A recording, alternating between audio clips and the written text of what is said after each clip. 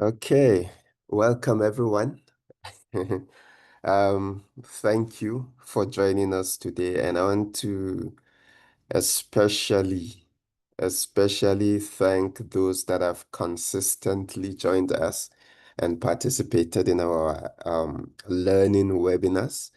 And we have been honored to have really, really insightful presentations, and which did not only tell us theories, but told us really good stories of their work and shared some practical skills and strategies with us. And I am very, very, very confident that today is also going to be another amazing session with Jenna-Lee, um, who has generously offered to be with us today and share her experience and her skills. I'm going to do a bit more of the introduction later before she speaks. In the meantime, please feel free to say hi in the chat. You can tell us where you're joining from, which country you're joining from, and just say hi. And throughout the session, also feel free to use the chat to share your thoughts, comments, questions. We are going to have a, a space, an opportunity to actually engage later. But while the session continues, feel free to just use the chat. Um, uh, Joy Gitao, yes, I will, as usual, invite you to take over from here. Good Remember to evening. introduce yourself a bit also. Okay. Yeah. Thank you very much. Good evening, everyone. Welcome to our monthly DP Africa Community of Practice webinars. We are so honored to have you here. I wish I could give each one of you a shout out, but please consider yourselves shouted at, well, quote unquote. Yes. And I'm joining you from Kenya, Nairobi, Kenya. I'm the executive director of Amani Communities Africa, a very proud member of the inaugural team that took the training under DP Africa, and we formed this community of practice under the leadership of Dr. Sokfa John. So I think let's first take a moment to just give it up for Dr. Sokfa for thinking about an interesting platform where we can learn and grow together. That is him all the way from South Africa. And this is what we really intend with this community of practice, to grow ourselves, to network across the continent and beyond, and to really see how can we harness the tools, the resources that are available digitally for us to grow. And so, as Dr. Sokfa has mentioned, we've been having webinars. We've had 3 so far, and we are growing each and every time. Today, we have a very exciting speaker. I will not do a spoiler alert. So I want us to just do a small icebreaker as we begin. And yes, when you see the name Joy, just know that you're gonna be, upbeat. I'm not allowing anyone to sleep during the webinar. So as we do that, I just want to acknowledge those who have shared. I can see, hi, David Ndirango from Nairobi. Hi, David, I happen to know you. Rose Wibo, hello from Nairobi. We have Tony from South Africa. We have Martin from the Republic of California. Yes, so please tell us where you're tuning in from. We want to know and give you a shout out, as I mentioned. So I have a small exercise for you as we begin. I believe all of you come from a place where you speak a certain special language, and I want you to tell me, what does peace mean in your language, okay? So I will give an opportunity for people to unmute their mic and tell us, and then for those who don't get a chance, please just write on the chat. I wish you could tell us the pronunciation, but at least tell us the name and the language, like not the language, the culture that word comes from. All right. So I'll repeat the instruction. We will have a moment where we can share what does peace mean to you in your language. And yeah, so that we can proceed. So as we do that, I can see we have Makete from South Africa. We have Winnie from South Sudan. Excellent. We have Maggie Mongai from Nairobi, Kenya. We say karibuni sana, welcome to the session. So please, any person who is bold enough to start us off, tell us, what does peace mean in your language?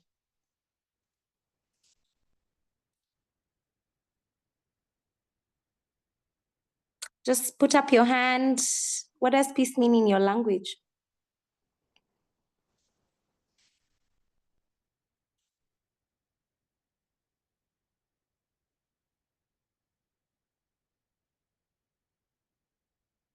Oh, okay. I can see a lot of hands. So we're going to start with, okay, guys, I'm coming. I'm getting to you. We're going to start with Beatrice Gishamba.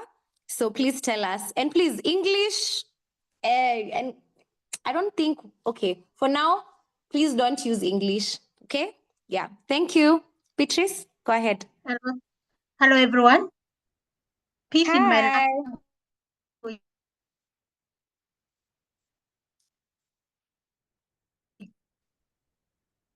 Peace in my language means layo. Dayo. Wow. I come from that culture where we also say dayo. So thank you, Beatrice. Dayo. Somebody else? By the way, I will ask at the end to see if you all were listening. Beatrice, which culture is that? What language is that? That is from the Kikuyu language in Kenya. Kikuyu language in Kenya. All right. Thank you. I can see Makete. Makete, please tell us, what does peace in your language mean? Or how do you say it? Okay. Hi, everyone. So peace in my language is kgotso or kgotsong, and that is Sesotho, found in South Africa. Ohotsum. Did I get it Kgotso. right? No, kgotso. Hotso. Yes. Or Oh, kgotsong. A state of peace is kgotsong. Oh, Hotong. Yeah. All right. So that you've said that's from South Africa, specifically Yes. which language? That is Sesotho. Okay. Yeah. Sotho. Thank you. Please, the exam is coming. Pay attention. All right. I can see somebody else has responded on the chat. We have Ilya has said Kaduna from Nigeria. I hope I have not butchered the pronunciation. Then we have Anthony, who has talked about ethic. Ethic, wait, peace equals ethic, language, culture. Please, Anthony, please tell us where that's from, ethic. Thank you. All right. Koso from, yes, this is the one Makete has said. Anyone else would like to tell us? I'm just going to pick at you. Let's see. Moropa, how do you say peace in your language?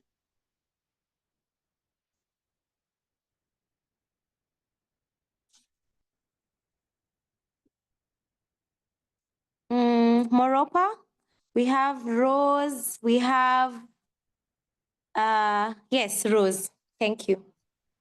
Okay, in my language, which is Luya, it's Murembe.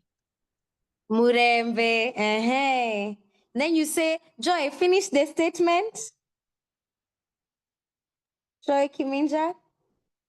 It's Murembe in my language. In your language, and there's the Murembe voice, something like that, right? Murembe muno. No, very, very much at peace. Murembe muno. Wow. So thank you so much for participating in that exercise. In case you are left out, please do use the chat box to tell us how you say peace in your language. This is so important because one of the things as we do these forums is this is peace building work we are doing, and peace is very context specific. people attach peace to certain things, to certain symbols, to certain activities in different communities. And so it's very nice to hear what peace really means in your language. And because that becomes now your primary sort of definition of peace, aside from what we see in the textbooks and in the, you know, from a very theoretical perspective. So thank you very much. Today's Hekima session was really just to learn from each other about what peace means to each one of us. So again, this is the Digital Peace Building Community of Practice, and we meet once a month to just talk about everything digital peace building. I know for some of you, this is maybe the first time you've encountered digital peace building as a term. And this is why we are here. So we really welcome you with open arms. And I will, before I hand over back to Dr. Sokfa, because I'll ask him to tell us what does digital peace building mean, just a general definition. And so that each one of you at the end of this session, you can be able to see how can I contribute to the peace building architecture in the digital space? What tools can I use? What platforms work? And we do this by inviting speakers who not only give you skills on how to do it, but they do it from a very experiential perspective. So they tell stories of digital peace building practices that have actually worked in their various contexts. Previously, we've heard from a context in Nigeria. We've also heard from a context in Kenya. And so we keep building up on these experiences. And our hope is to make this grand. So please mark your calendars every first Thursday of the month from 5 to 6:30 p.m. We meet here and we get to discuss this and much more. Should you be a person who is wanting to share something about what you do, digital peace building related, do reach out to us, and we're very happy to see how to engage you. So with that, I will hand over to our founder, Dr. Sokfa John, to take over as he introduces our speaker once again. Yes, and just a shout out to my team members. We have Ilya who will be taking, he's our note taker. So after this, please look out for a summary. And because we are trying to grow, let me just say this as the last thing. We want you to share about digital peace building, community of practice in your different platforms. So after this, please do share any lessons you come across on our different social media handles. We will post that on the chat. And yeah, we can engage from there. So I'll see you at the end of the webinar. Bye for now. Dr. Sokfa, I yield the floor to you. Thank you Thank so you. much, Joy. Thank you. Thank you for that wonderful Hekima session. And just to add that we do offer an introductory training, and that's how we kind of bring people into our core membership. So that will be announced. So if you're interested in just exploring how technologies intersect with peace building in various areas and in various from different perspectives, we will do an introductory training at some point this year, our second one. Yeah, so to introduce our guest for today, Jenna-Lee Strugnell. She is someone I have known for some time, and I know that she has been doing wonderful digital peace building work. In fact, she's one of the few people I know has been doing this work from the start. When I started doing research in this area, I soon found her work. And I know she's been doing really, really good work today, and I look forward to hearing more about her work today. She is a Rotary Peace Fellow, so she belongs to the Rotary Peace Fellowship family, which is also exciting to know. And She is the founder of Tales of Turning, which is an organization that focuses on using social media and technology for peace building. And she is a Canon Collins scholar, holds a degree in English and psychology, and also a master's degree in peace building. But she's also an award-winning change maker. She has been awarded and recognized by Vodacom, the Vodacom Change the World program, and the Dibnia Mini Women's Development Fund for her contribution to social change and social justice.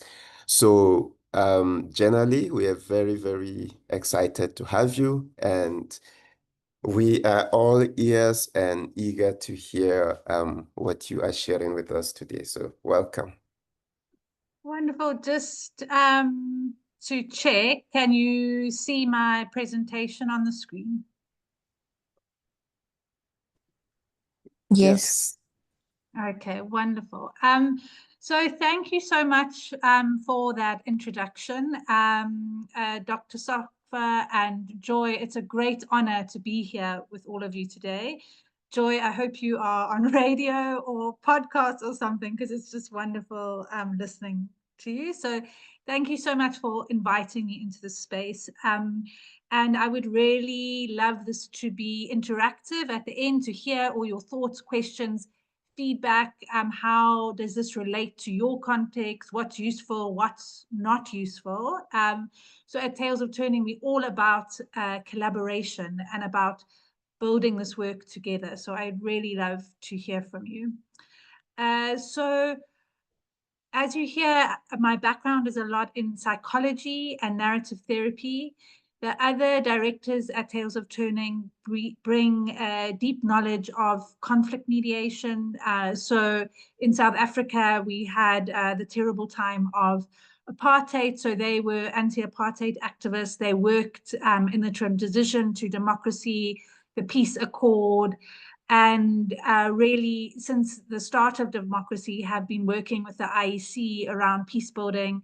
They do conflict mediation in the taxi industry in South Africa, in gang wars, as well as during the electoral period. So we've really taken all this knowledge, this deep knowledge of people, and also to say that narrative therapy takes that's the approach that we use, where it views communities and individuals as the experts of their own lives. Communities know their problems best, they know the solutions best. And so we really work very closely with grassroots communities for any intervention that we do. I think Joy made a really important point that peace building means something different in different contexts. There's different words, there's different local peace building practices, incredible practices embedded into communities, different symbols. So it's really important to collaborate with grassroots communities who know best. And then we're working at the intersection. So then how do we take social media and technology to amplify this incredible work and to increase its impact? So really to work at the intersection of social media and tech, and this deep community approaches and knowledge of people. And that's really our starting point. So we are an organization that really focuses on digital peace building, violence prevention, from electoral violence to xenophobia, to gender-based violence, to online child safety. And we are working globally. At the moment, we are piloting a project in Somalia, which is really exciting, with an incredible Somalian peace building organization, or they do a lot more than peace building. Peace building is one aspect of their work, but called Greedo. So we're piloting a digital peace building project in Somalia. We also will be starting work in Mozambique soon. We have colleagues from across Africa and also interns from across Africa. So we really take this collaborative approach. So then I want to go, so I think the point of me saying that is if any of you are interested in this work, please reach out to me afterwards and we can explore potential collaborations. So one of the first things that we use is a social media listening tool. So it's called Brands Watch, and it's the tool that marketing companies use, but we've adapted it for social good. So what it does is it pulls in all the data from public social media, and then you can analyze it. So it's thousands of data points. It's in near real time, so you can go on the platform at any time and see what people are saying, how they are saying it, and you can really see the nuances of the conversation. So we do a thematic analysis on it, and we see the key things of what people are talking about, how are they talking about it, and really what's concerning people. So we work always, so we South African based, so in South Africa we would work in all the different local languages. In the partnership with Somalia, we work in the different languages in Somalia, so in partnership with local organizations. So we use the different languages, but we also go deeper than that. It's also the colloquial terms that people are using. So, for example, peacebuilding, there's different words that people are using, as Joy was pointing out, they're using in their local context, and there's different colloquial phrases that people are using. In gender-based violence, often if you talk about gender-based violence or gender equality or gender discrimination, it can shut the conversation down with if you're having dialogues with people in the general population that aren't part of the sector. So we really look at that colloquial language. So for example, in South Africa, there's a lot of conversation around ATM dads, and that's people talking about men that are financially providing for their children, but not emotionally providing. So we really look at those like slang colloquial phrases. So how can we really understand what people are talking about and how are they talking about it?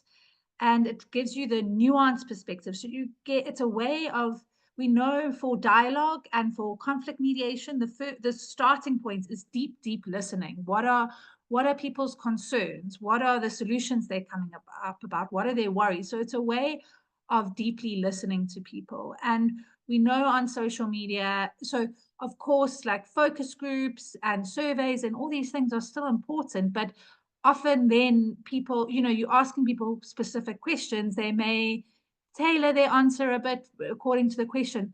Social media, it's unsolicited. People are just putting stuff out there. So you really get this like really a nuanced like perspective and different perspectives of how people are thinking about issues. Then you can also from that see a whole bunch of different metrics. So you can see you can build early warning systems, so you can see where there starts to be tensions in different areas. You can see, we know disinformation and hate speech is causing, it's a huge threat to peace building and to peace around the globe. It's inciting a lot of offline violence and really manipulating narratives. So we can see mis and disinformation that's merging, hate speech that's emerging. So we can build these early warning systems. We can also see how the narrative shifts over time, so changes in the narrative, and a whole lot of different metrics. So it's really, really interesting. And I thought I'd just take you through the research process a little bit. So we have, which I'm going to go into later, we have dialogue facilitators who are online. So they're constantly online, they're our in-house team, and they're dialoguing in different conversations. So they have a really, really in-depth understanding of the social media landscape. So we take, they dialoguing online, we take our knowledge of the literature, we take their knowledge of the online environment, we meet with different communities and stakeholders, and we develop a keyword list. So this on the screen is an example of a keyword list around gender norms amongst youth in South Africa, because we're currently doing a project around that. You'll see that there's a lot of colloquial language. There's a lot of, we use a lot of different languages because South Africa has 12 official languages. And these keywords, so what a keyword is if you put it into social media, it brings up all the data. So if you put fear woman, all the conversations around fear woman will come up. If you put, we know trad wife is a really interesting and toxic narrative emerging from the global community. And that's the thing with internet, there is no, it's a borderless system. So the local South African narrative is being influenced by this narrative around traditional wives and how women must be submissive and be in the kitchen and play these traditional roles. So from this keyword list, so this is just a sample, we have hundreds of keywords.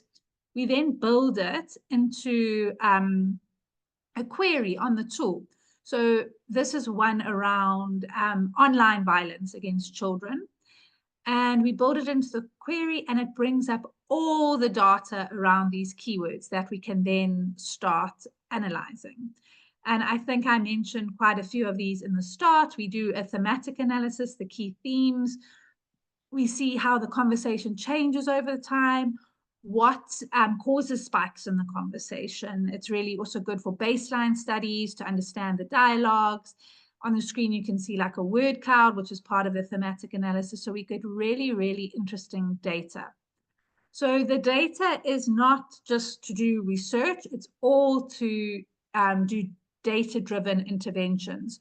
So as I said, we work with communities and local stakeholders, so youth groups, communities, right from the start. We want this information, so we want them to input information right from the beginning, and so that the information is useful to them. There's so many grassroots organizations that are doing incredible work on the ground, and the social media landscape is often like a gap.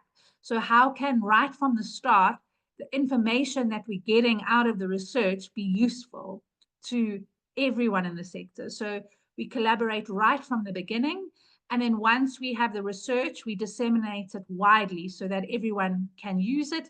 And because people have been part of it right from the start, it makes sure that it's useful for as many people as possible.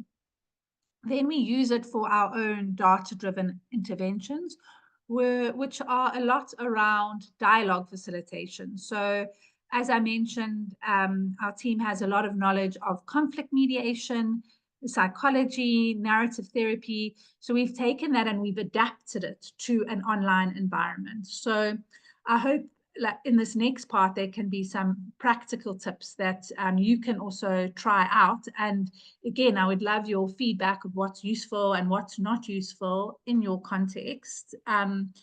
So the one aspect of the dialogue facilitation is around disinformation and hate speech. So we know that there's a global issue around this, and it's really causing a lot of offline violence. There are also coordinated networks online around mis and disinformation and hate speech, where it's actually paid accounts that are paid to spread mis and disinformation and hate speech. And a lot of the warning signs of disinformation is that it's wrapped around a kernel of truth. So they try to find a little bit of truth and then kind of conflate that. It's designed to make people really angry, because when people are angry and triggered, it actually shuts down the critical thinking part of your brain, and you just get angry or fear. Both does that. So it makes you angry or afraid, and then you just reshare it without thinking. So those are some of the signs of disinformation, and it often targets cracks that are already in society. So when there's already tensions, it pushes into that and makes those tensions even more. It often uses othering and that kind of language to really other groups and leverage into that social cracks.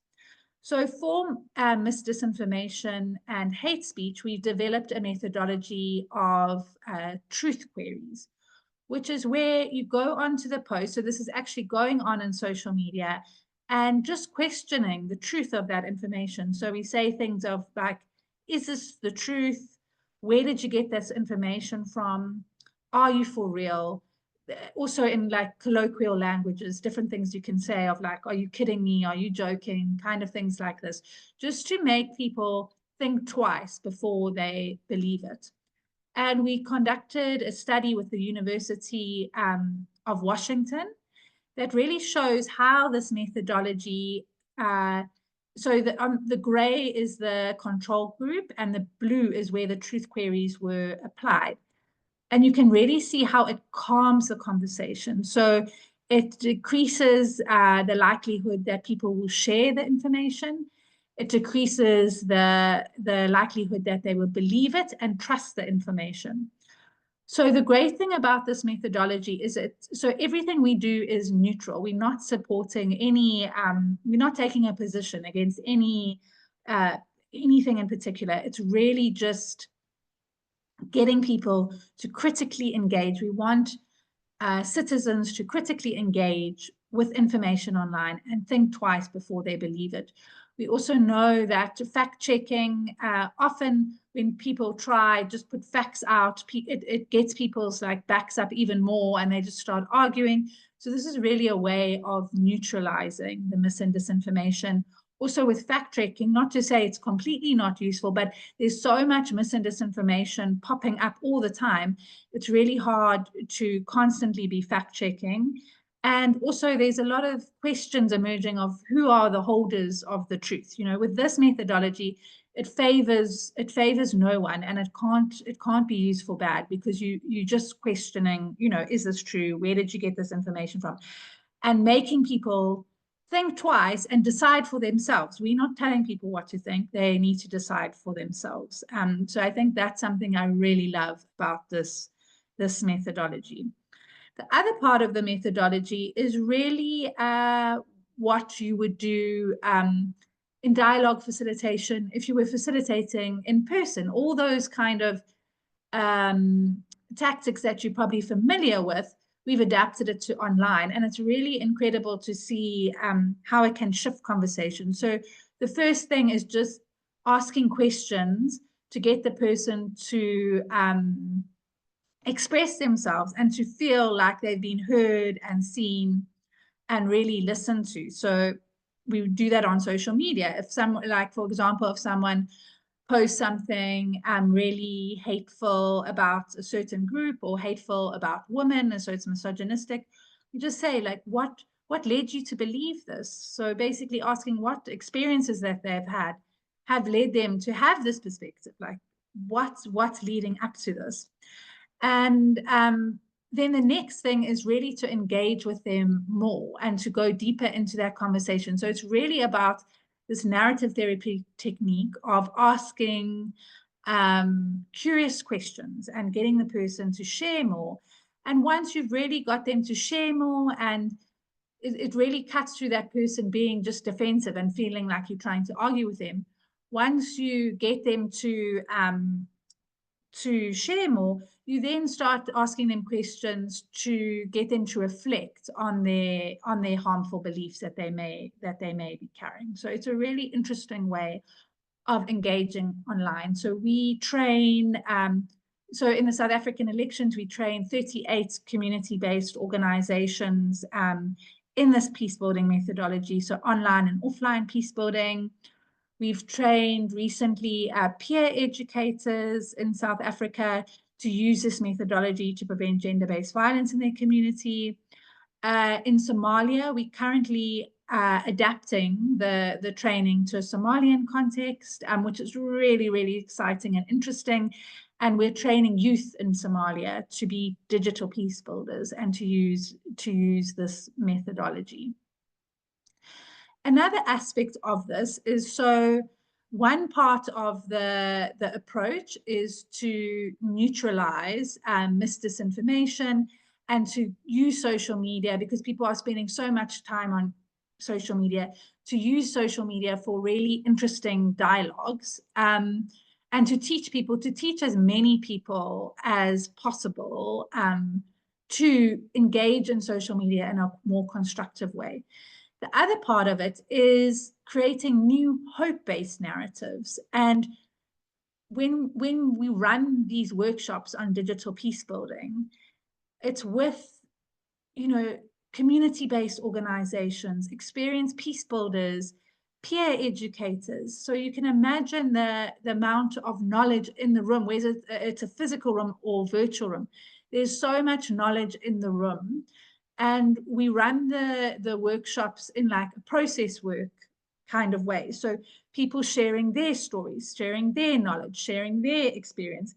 And then on top of that, we teach them these methodologies.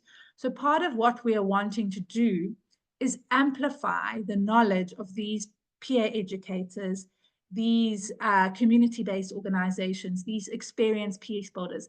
How do they weave their knowledge together and amplify it through social media so that it reaches more people? Also, community leaders, elders in communities, the people that are really holding communities together with peace building. So for example, in Somalia, there's clan leaders, there's religious leaders that are really playing a huge role in building peaceful communities. So they can use social media to really amplify these messages of peace that they have to share.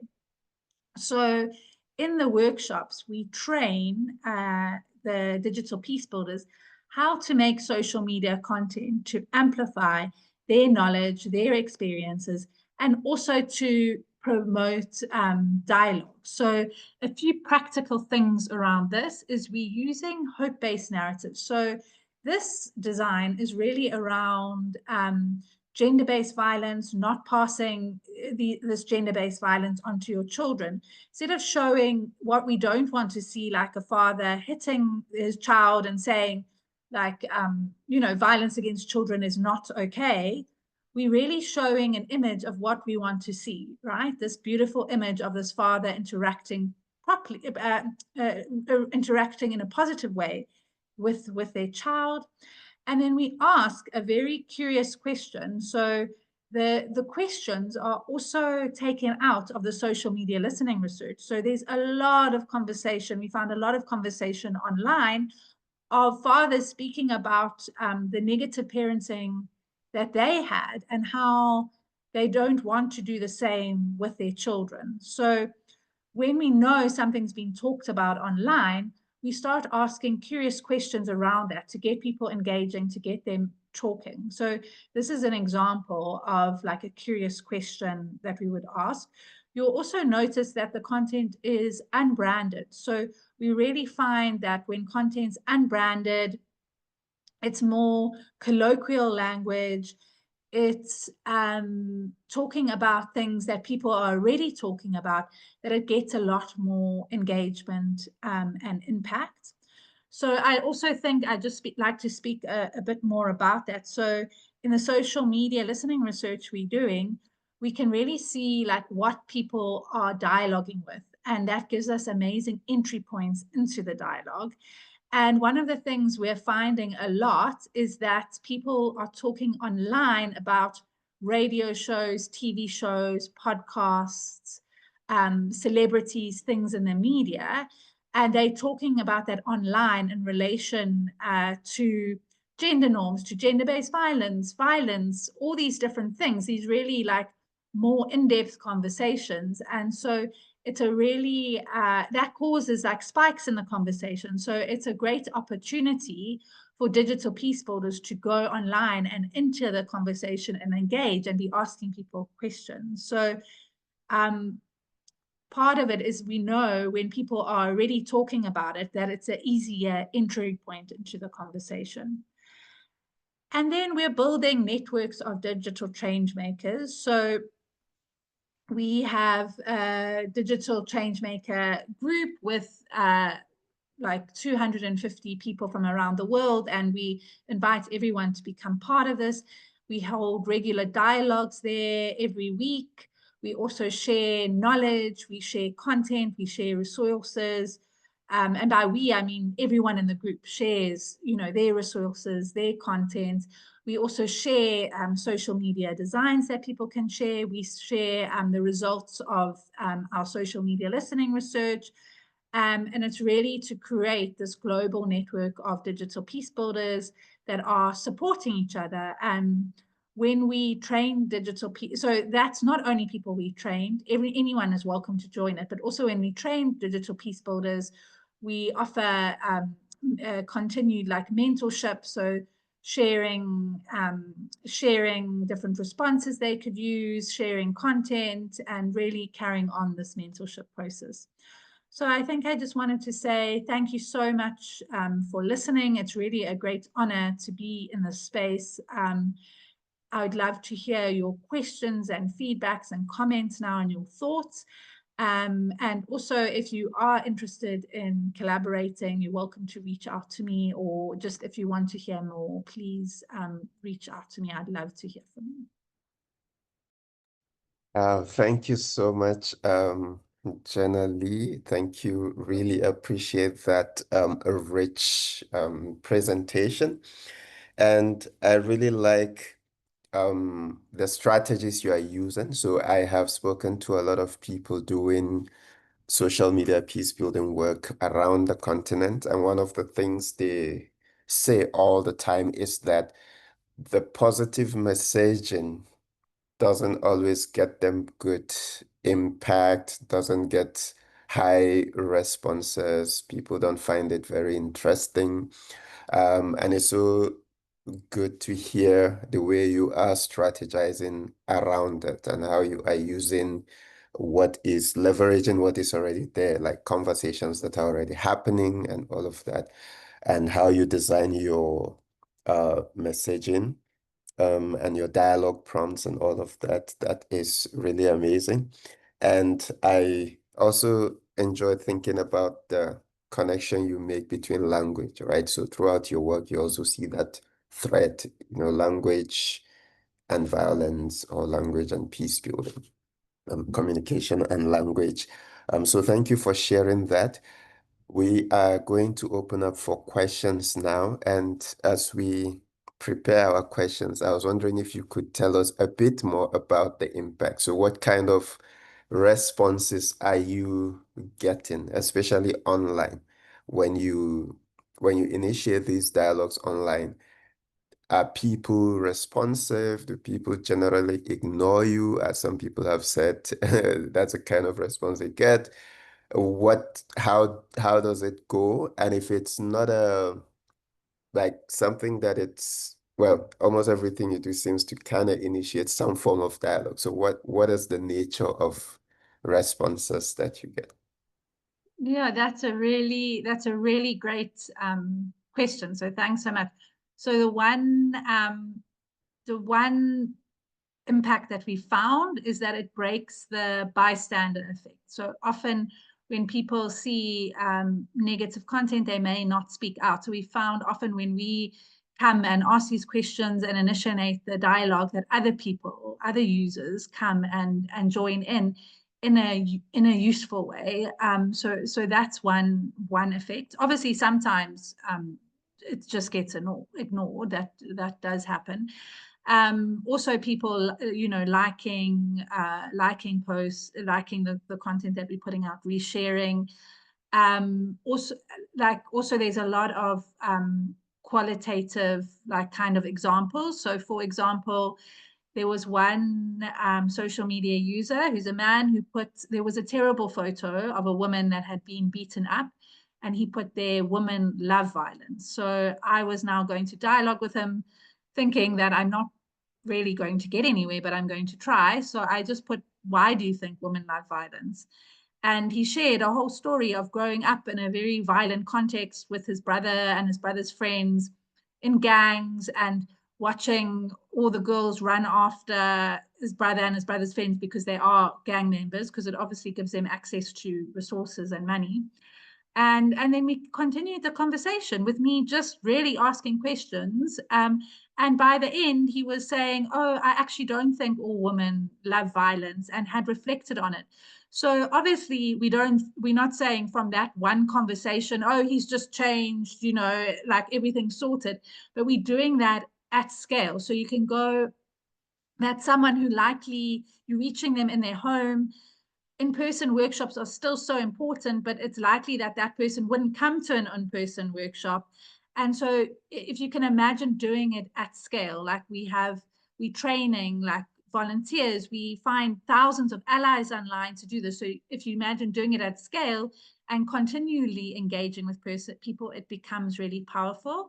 And then the other impact is around the University of Washington study, where it prevents people from resharing or believing and trusting the accuracy of harmful posts. And that's the really most thorough impact I can get, because we're actually about to release another study with them, and then a third one. So they've actually done 3 studies with these really impressive results around the impact that is very evidence-based. Thank you so much. That's very good to hear. I'm happy to hear that. It's the most pleasant response I've received on that question.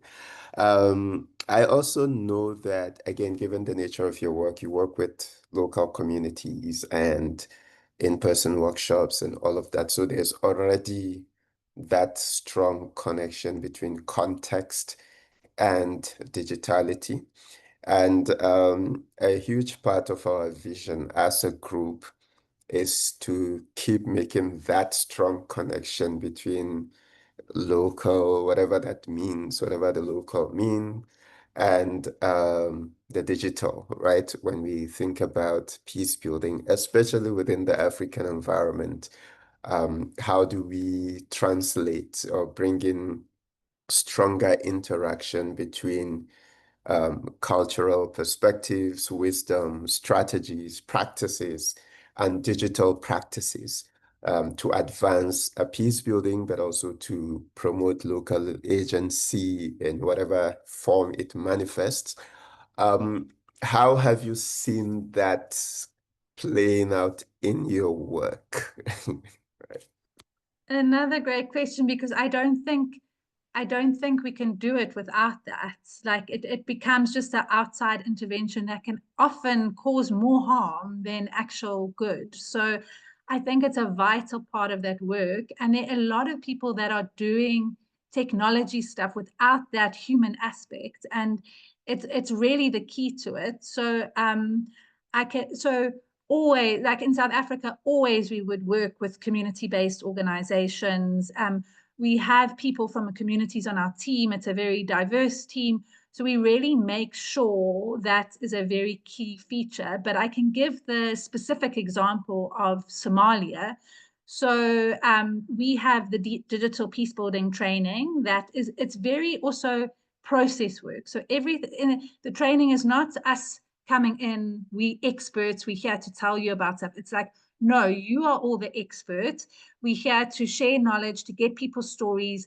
What is in everyday life when you've navigated conflict? People have innate conflict navigating peace building abilities within themselves, within their community. So kind of this learning process, there's a name for it, which I forgot it now, but where you're unearthing your own knowledge, you then sharing it with the group, you making it visible, the experiences, and then you putting it into action. So that's the one thing of how the workshops are actually designed, that it is this approach right from the beginning. But then we are going step by step through the workshops with our local Somalian partner, who are really incredible, and adapting the language. So we are going to facilitate it in both local languages and English, but even the English language, there's phrases in English that we use in South Africa that is not the ways people speak, even if they're speaking in Somalia. So changing that, bringing in, like Somalia has a very rich tradition of storytelling, and storytelling is part of our digital peace building training. So bringing in these like rich local peace building practices into the training. Then also looking at things like changing the imagery, changing the layout of the training, changing the words that we're using. So it's really, you've got to pay attention to every single detail to make people feel, they must come into the training and feel, this feels like home. I see myself in it, not, oh, this organization from South Africa thinks they come here to tell me about peace building. So it's really, really paying attention to every detail, and with the partnership organization, step by step going, we had this plan for here. How does this work contextually? How can we deepen it? How can we enrich it with Somalian peace building practices? How can we unearth those in this process? Yeah, so. Wow, there's a lot of lessons there for any kind of peace building. So thank you for sharing that. And please, if you have any questions, feel free to raise your hands or share them in the comment. Just quickly, you've talked a lot about Somalia, some of your work there, and I see Said is with us from Somalia, and I know he's also quite busy with digital peace building related work. So Said, I don't know if you have anything to add, say, share, from your context and your work in Somalia.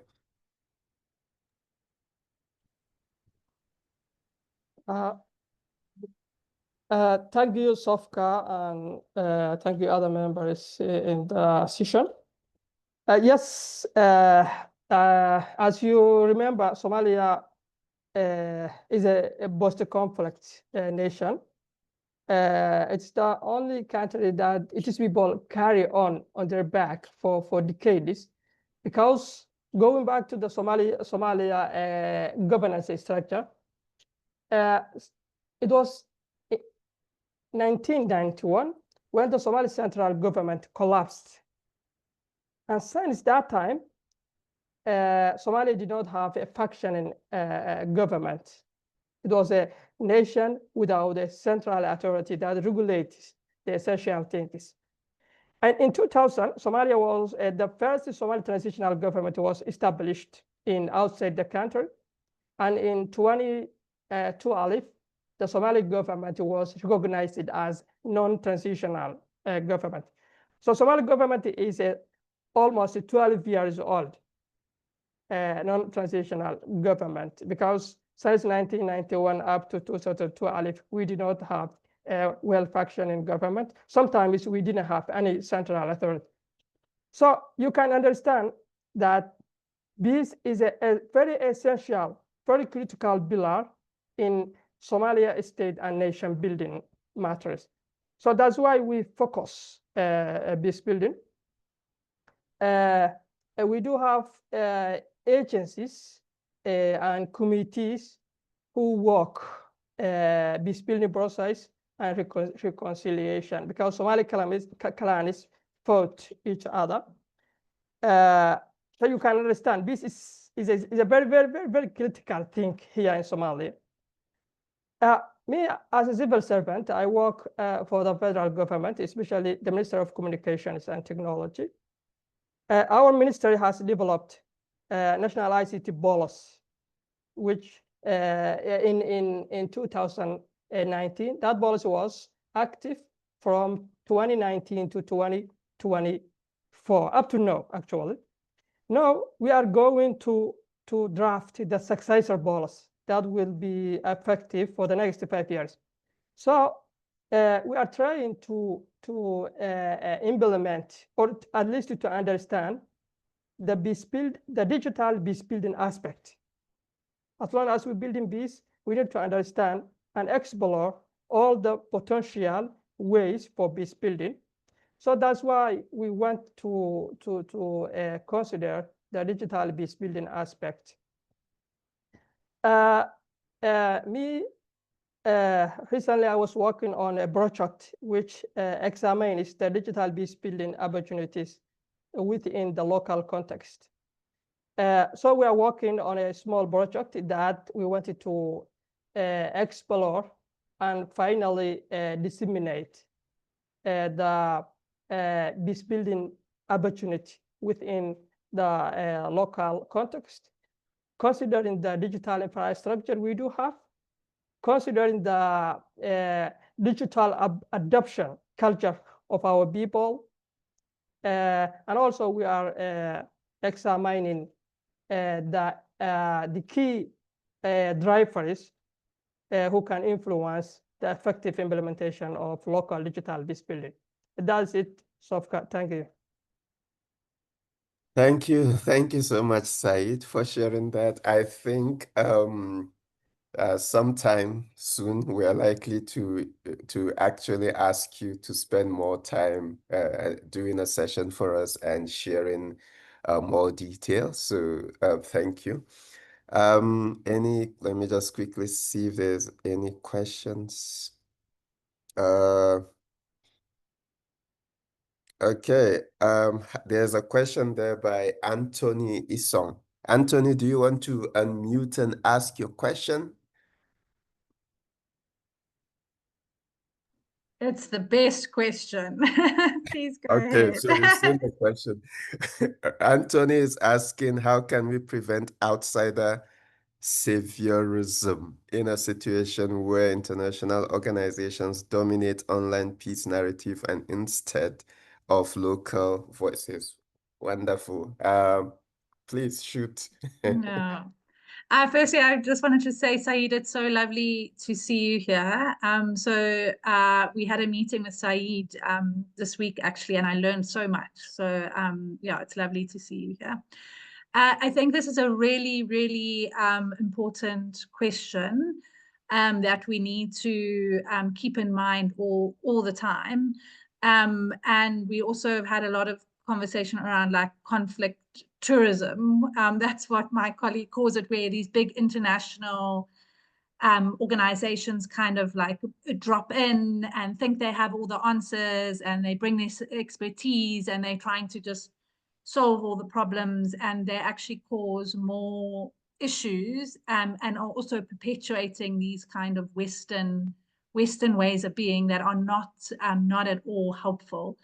So I think this is something we continuously need to be holding, like we hold that all the time, very continuously, that question, and it's crucial to the peace building space. It's one of I think it's one of the things that are really damaging the peace building space that this is happening. So how we are doing it is by always working with local organizations. So, for example, we're also doing a project in Syria. I've spent 2 weeks meeting with peace builders in Syria and just listening to them and what's needed, what's helpful, what's not helpful, and really, really getting their perspective on what we are doing, and then always working with local communities. So another example, as part of our training, is of how the youth, how the community-based organizations, how the local peace builders, how the traditional leaders and elders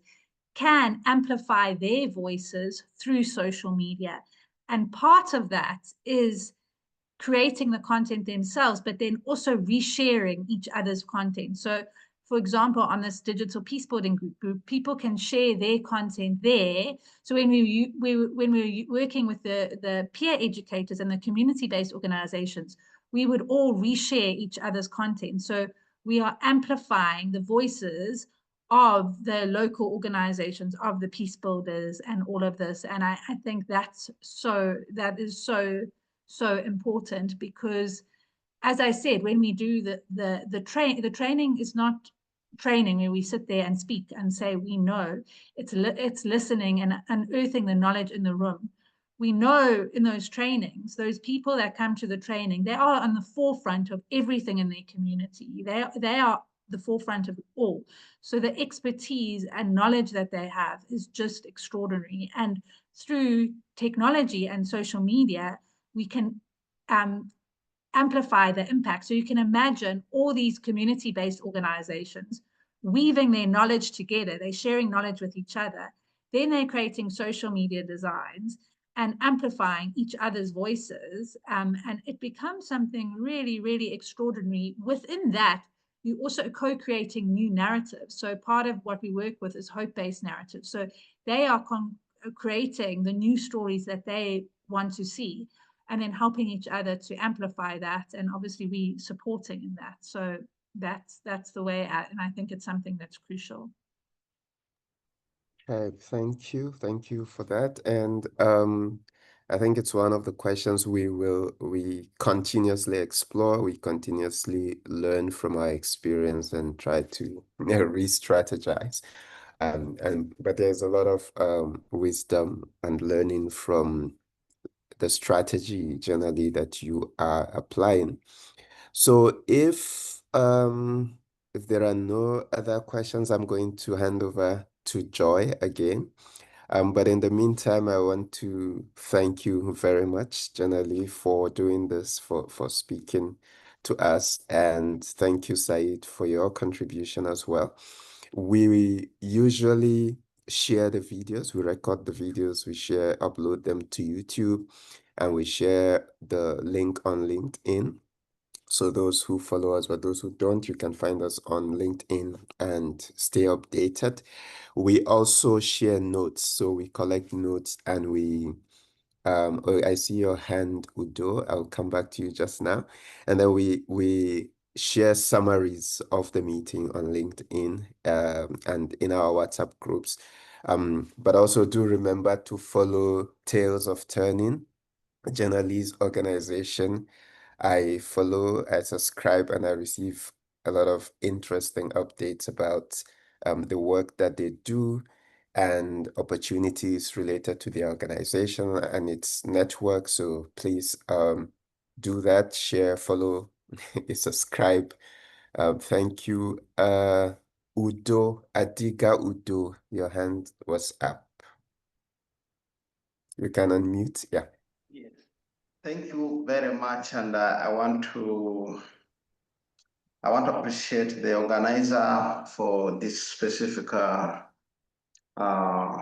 meeting here, and I felt very interested to be part of this from the day I saw it on the platform.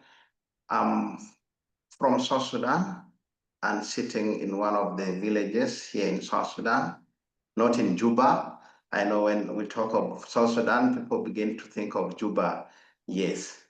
Adiga Rahman Udo is my name, and I work for a civil society organization, an organization that is also a peace building organization. And the reason why I joined this platform was because a lot has been shared around peace building, and so I believed that I will learn a lot here. So I've always been joining, but sometimes with a lot of work around, and sometimes you go to places where internet is not there. I've been failing to benefit actually in some of the programs here. One thing I don't know, I came a bit late, and there has been a lot of sessions earlier, but why I would like to show up my voice is that I wanted to relate what is the digital, what digital can contribute to peace building. A scenario that we had early this year in South Sudan, you can't believe across the 10 states of South Sudan, a video that was circulated across in the Facebook ignited a conflict, a video that was shot from Sudan conflict, where some of our South Sudanese citizens living at the border inside Sudan were brutally killed. And that video was and South Sudanese took it differently, and they reacted to the Sudanese nationals across the country. All of you might have been aware, and I think the government for some few days shut the social media down for some days, and people made noise. Thank God the NGOs around, also UN came in, and the government had to also open it up. So you can see Because of that video, across the states in South Sudan, there was a terrible situation where all the Sudanese nationals had to run for their lives because some of our citizens looking at the video, their reactions were very violent, that they wanted to kill every South Sudanese that they see in South Sudan.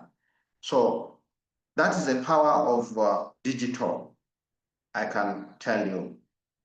And unfortunately, in our context, South Sudan, it is always the negative thing that is taken seriously, and you'll see people reacting. But when there's something positive, you see people don't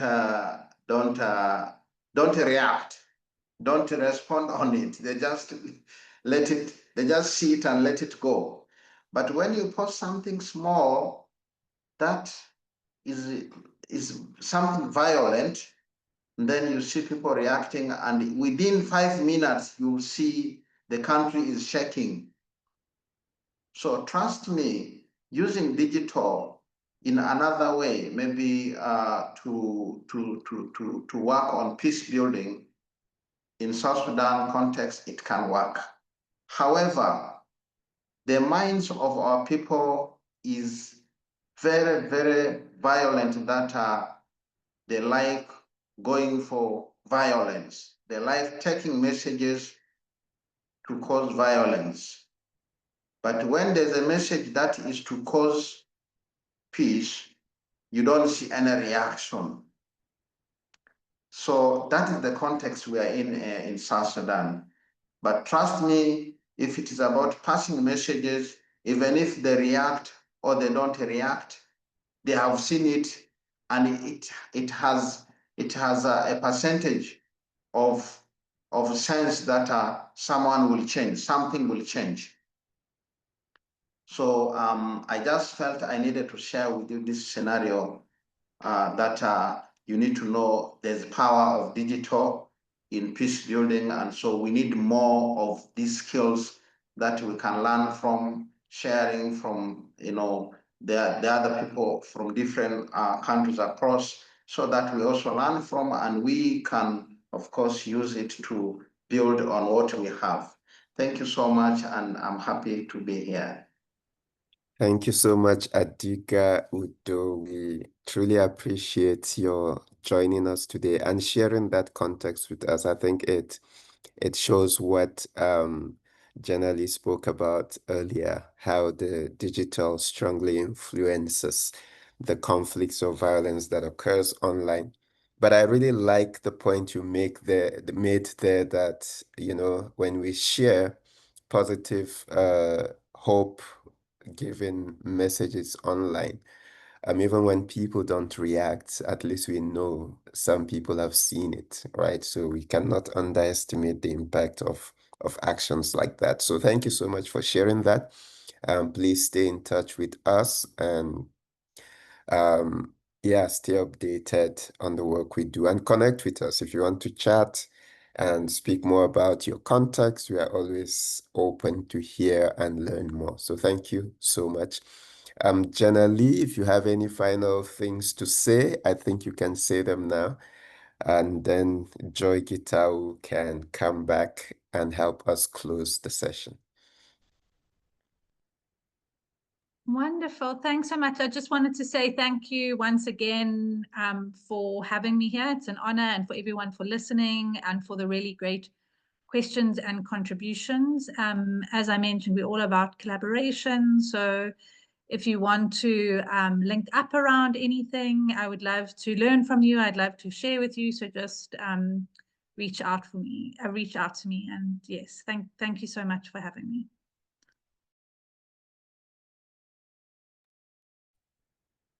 Thank you so much, Jenna. Those were amazing nuggets of wisdom from your experience, from the research you've done, and from all the work that you've put in. We really appreciate. So I'm going to just ask my colleagues to please use an emoji to share how you feel about the session, just to describe and show some love to our facilitator for today. We call them the Mind Maestros. So please use an emoji to show some love, some celebration, some you appreciate. Even a thumbs up is good. Wow. So thank you so much. I believe each person has gotten to see the different ways in which you can, do digital peace building. I know from the word it sounds so hard, but from the experiences she's shared, I believe you can see that this is something doable. We have the tools, we have the forums, and it's just to know what applies in our context and how can it be used. So thank you so much. So as we leave, we're going to do a short exercise where we're going to be saying a word that means equivalent to blessing, like a sort of an affirmation, a blessing as we go out. So please let us know. I will start with mine. I'll say barakatele, which means a lot of blessings to each one of you. Somebody else. Let me pick someone else at random. Any language. We have Sarah. Sarah, tell us an affirmation from your language. Sorry? Is that Saranyanas? Me? Yes, you. Yes. Okay. Apos guandantege jikel. Apos guandantege jikel. Meaning, may the blessing of our Father be with you. Wow, thank you so much. I will not pretend to try and repeat. I'll not attempt to repeat what you've said, but I hope I can learn it soon. Thank you. That is so we have yes, thank you. One more person. Ahmed, it's good to see you. Please tell us one word of blessing in your language. It can be saying thank you or blessing. Ahmed or Udo, any one of you?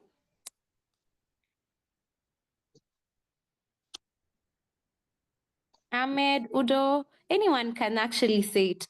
Let me see who else. We have Mary, someone who hasn't spoken. David. Oh yes, Udo, please tell us. Yes, okay. We speak Arabic, and so we mostly say shukran jazilan. Wow. That means thank you and thank you very much. Wow, thank you so much. Shukran to you too. Ahmed, I've seen you put on your mic. Would you like to say one? Okay, we always say,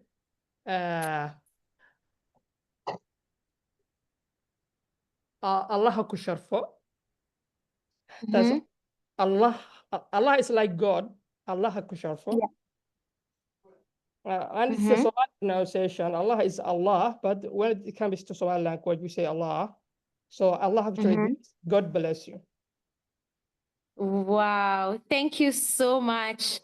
We've had Shukran, Baraka, Tele, we've had Allah, and then we also had one from Sarah. So thank you so much, each one of you. And I just want to leave you with that thought that, yes, thank you. I want to just leave you with a thought that, or a reflection that says that peace building is not just for the few who carry the burden in their hearts. It's for each one of us to carry, because we all need peace to exist. And so here at DP Africa, our commitment is to build peace using digital tools. So the question is, what is your call, and how are you heeding to your call? So with that, ladies, gentlemen, amazing people from Africa and beyond, we want to mark this particular webinar closed. We will send you a summary of the reflection from today's session. See you again next month, first Thursday of each month. And I will end it with David's words of blessing, Moradhimo mono, which means be blessed. All right. So see you, everyone. You can unmute and say bye-bye. See you. Bye-bye. Bye. Thanks so much. Bye. Thank you. Bye. Bye. Muno. Bye. Bye. Oh, bye, Muno. Bye, Muno.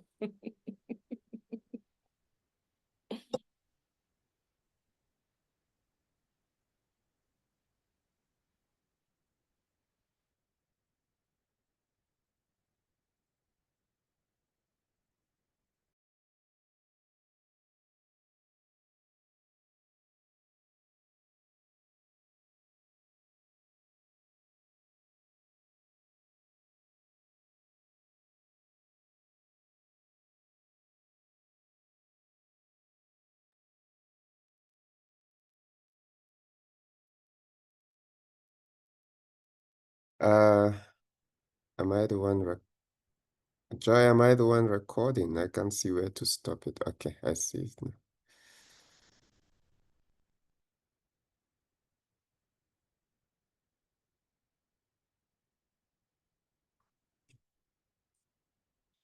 JK?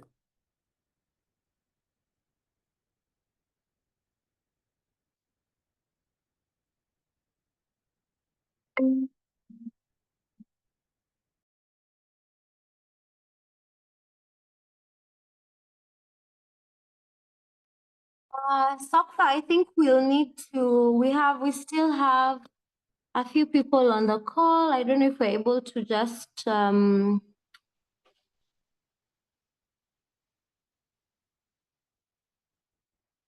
remove them. You're muted. Sorry, I can't hear you.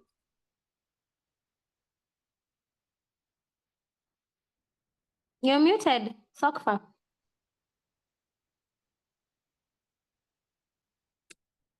Your mic is muted.